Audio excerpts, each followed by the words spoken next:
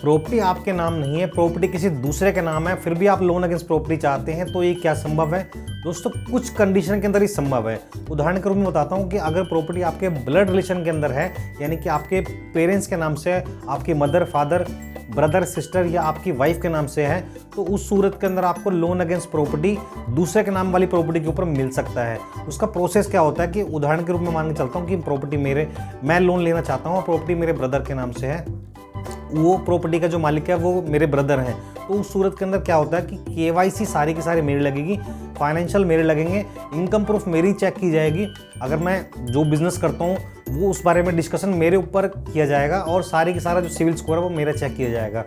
और जो property paper है वो एज ए सिक्योरिटी मेरे ब्रदर के लिए जाते हैं। इसके अंदर मोस्ट इंपॉर्टेंट चीज़ मैं आपको बताना चाहूँगा कि एनओसी नॉन ऑब्जेक्शन सर्टिफिकेट तो मेरे ब्रदर का लगेगा ही लगेगा किसी भी सूरत में, क्योंकि वो अपनी प्रॉपर्टी के ऊपर लोन अगेंस्ट प्रॉपर्टी के लिए मुझे जो है